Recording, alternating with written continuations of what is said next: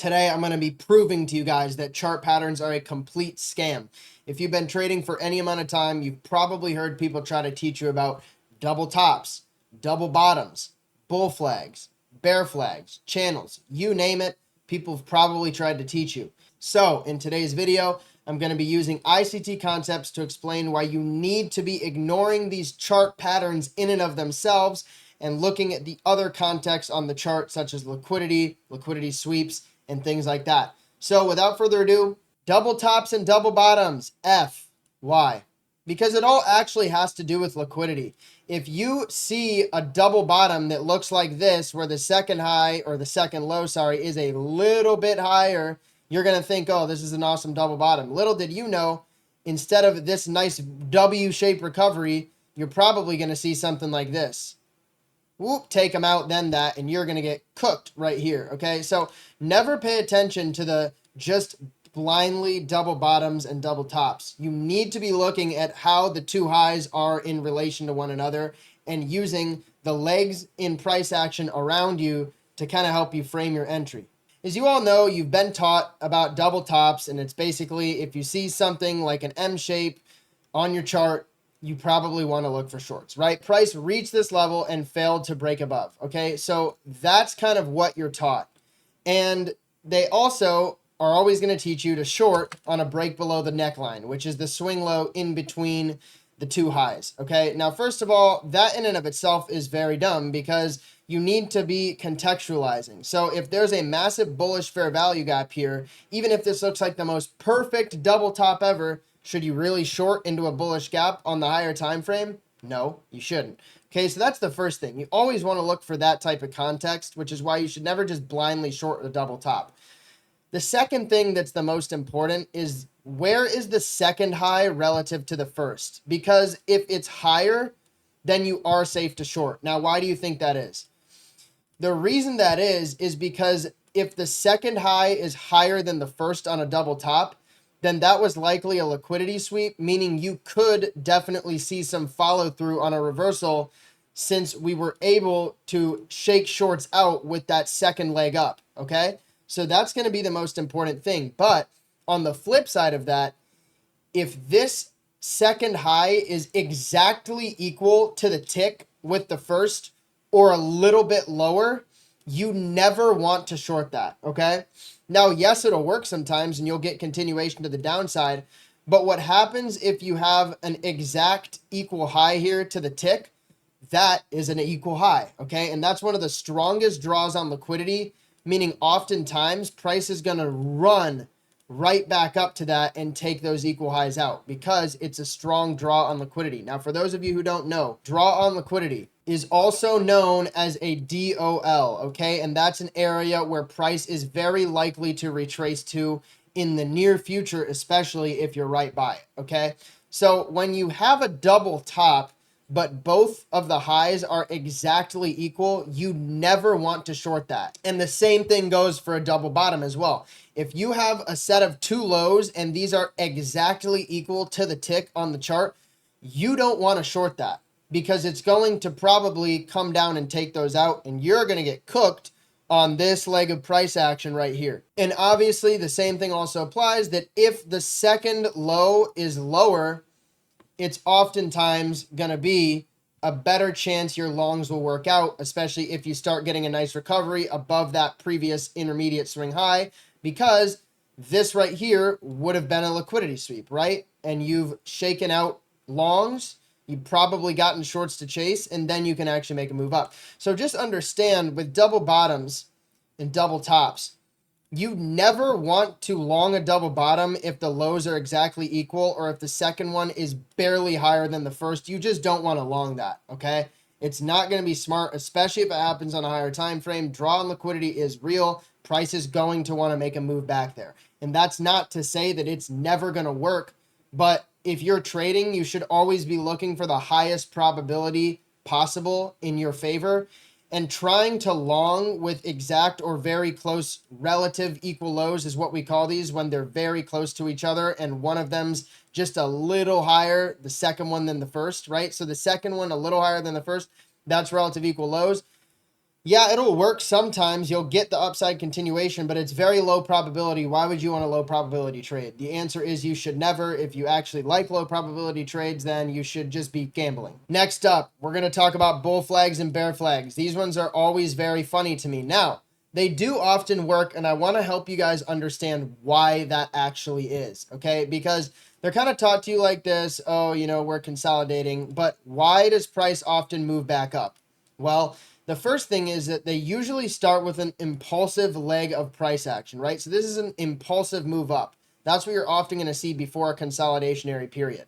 Now, why is this important? Because oftentimes on this expansion move to the upside right here, you're going to leave some type of higher time frame fair value gap on any time frame really, but just think of this as like a multi-day move.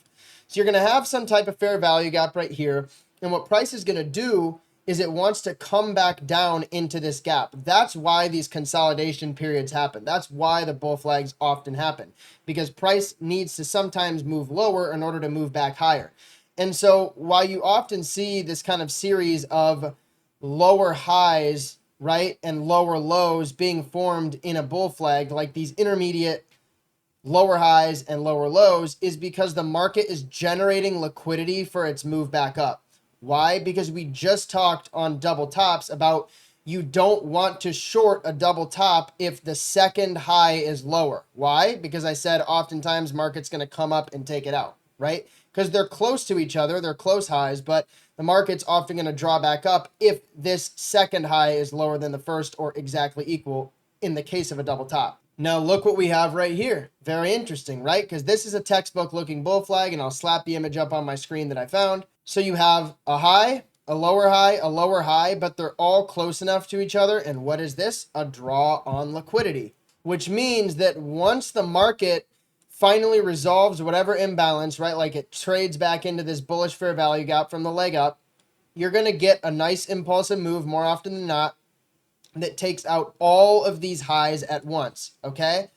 And that's the most important part. So if you're ever trying to trade a bull flag, you should really be looking at as a context of you want these highs to be your draw on liquidity, and ideally you want to be delivering out of some higher time frame fair value gap or order block. You shouldn't think about it just as a bull flag, because that's going to trip you up. And you also never, and I mean never, want to be that person who waits until we've broken the high of the bull flag to long, okay? What you should do, and this is just basic knowledge, is you should be looking to long before that breakout even happens, maybe on a leg down. But if you have some type of fair value gap right here, why would you want to buy all the way up here? You would want to be looking for longs down in this bullish fair value gap, right? Because that's the retracement. You could even, use fibs in some cases, right? Maybe this is like the 0.5 retracement of the range. You want to be looking for longs in those areas. You do not want to be the idiot that tries to long after the high has been taken, because once again,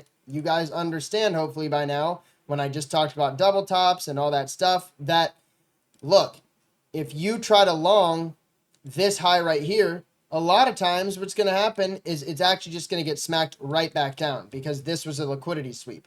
Yes, sometimes breakouts can continue, but you want to be looking, if you're trying to long a bull flag, which once again, don't look at it from the perspective of a bull flag, look at it from the perspective of liquidity. But whatever you need to do, try to be the one that catches this leg of price action. Don't take the chance trying to catch this to Valhalla, bro, because it's really risky. And if I just remove the drawings for a second, you'll see that this is basically a double top, right? If you zoom out, this example of the bull flag, basically a double top. So if you kind of just deleted all this noise and looked at it from the lens I was talking about 5 minutes ago, look at this. We're going to draw it out again. Just a double top. Now, why would you actually maybe be okay shorting this one, as opposed to other examples where you might not ever want to short it? Well, obvious, because we took out the previous high, and that served as a liquidity sweep. So once again, just understand this actually all comes together, right? Bull flags, bear flags. You do not want to be shorting a double top when the second high is lower. Now, also, I will say, like when it comes to bull flags, if you don't see some type of strong fair value gap or something being pulled back to in this range, I wouldn't even look to long it. And obviously you can flip this entire thing around and the bearish example works in the same exact way, okay? Literally flip your screen. I don't even feel like redrawing this. Flip your screen. Say we make a move down. This is a move down right here. And then we're making some higher highs, some higher lows. And then we tap into some higher time frame bearish fair value gap. And we're going to run back down. And all of this generated sell side liquidity gave us the power to make that move down. Now I want to show you guys a very, very prominent example with kind of why you need to be careful just taking chart patterns at face value, okay? And this has to do with the channel right here. And if you guys don't know, channels, it's another pattern. I'll put it up on the screen. People love to take breakouts or breakdowns in these. So look at right here. Just notice what happens. We have this channel that we actually break out of, okay? And this is why it's also very dangerous to be a breakout trader, because right here we look really good. We look like it's a great long. And remember, we just went over a bull flag. What is this? This looks kind of like a bull flag to me, no? This is the textbook kind of example you'd want. And so imagine longing up here, trying to catch a breakout to further upside. Why is that so risky? Well, because we've actually swept this previous range high. So you would expect for sure that we might actually have generated enough sell side to make a move back down, especially after having swept this internal high or this buy side liquidity right here. Now, look what happens after this. We make a nice move right back down, okay? And look at this. Now, looks like we're breaking down. Looks like a fake out. Looks like we're breaking down. Now, this is a horrible short. If anybody shorts this because we broke down from a channel, it's an awful short. Why exactly is that? And I'll give you guys a few seconds to think. Well, it's because, first of all, we're tapping into a monster bullish fair value gap, and I'll color it green. So a bullish fair value gap is going to often support price. It won't always work, but it often will, and you should not short into one. Especially because if you even use the Fibonacci tools, right, we're basically in the 50% retracement zone of this entire range. And we also have swept out all of this liquidity, right? So this is like trying to short a bear flag almost. It's trying to short the breakdown. Instead of trying to short all the way up here, right? This would have been a fine double top area to short because we swept previous high and then we get a nice move down. So the same people longing up here probably tried to short down here, and look what ends up happening. Then after faking out both sides, we finally get the real breakout. You guys see the moral of the story? You cannot take chart pattern breakouts at face value. You need to be paying attention to everything in terms of liquidity, right? That's all it is. Because if you look at this, this is completely normal price action for a bullish scenario, but people would have tried to short because we, quote, broke down from this bullish channel, right? That we were trying to consolidate for a straight up move. We failed, we broke down. So people think, oh, we got a short here. Look, Ethereum's going to tank. This is on Ethereum. But in reality, we're just making a healthy retracement into the 50% of this entire range, and we're in a massive bullish fair value gap after having swept out liquidity. But a lot of people would never catch this. And so the people that lost big, many probably went short or capitulated their long positions down here, when in reality, this was the smartest time to be buying when it looked the worst, because you got a nice, amazing move back up to the upside and back to new all-time highs within basically a few months. So I think that everyone needs to be paying attention when it comes to liquidity. You want to be thinking of everything in terms of liquidity. If you think about things in terms of double top, double bottom, bull flag, bear flag, and you try to trade breakouts of channels and, breakdowns of bear flags, you are oftentimes going to get smoked, okay? So just understand, sometimes you got to think opposite of what the basic kind of shit will teach you.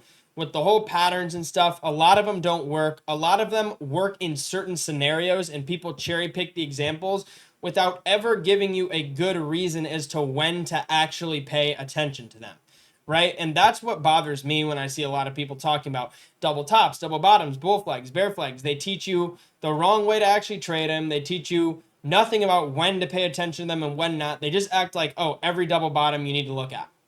Every double top you need to look at. And that's never the case. You always want to be looking at it from a perspective of liquidity, and do not fight a strong draw on liquidity. If there's one thing you take from this video, never fight a strong draw on liquidity, okay? So once again, if you see something like this, a double bottom, but both lows are equal to the tick, do not short it. Or sorry, don't long it. If anything, yes, look for shorts, because these will be a strong draw on liquidity. Got it, everybody? So yeah, I wanted to explain that. And there are many other patterns, head and shoulders, some other useless stuff, right? You don't need to be paying attention to any of it. All you need to understand is liquidity, and that's pretty much it.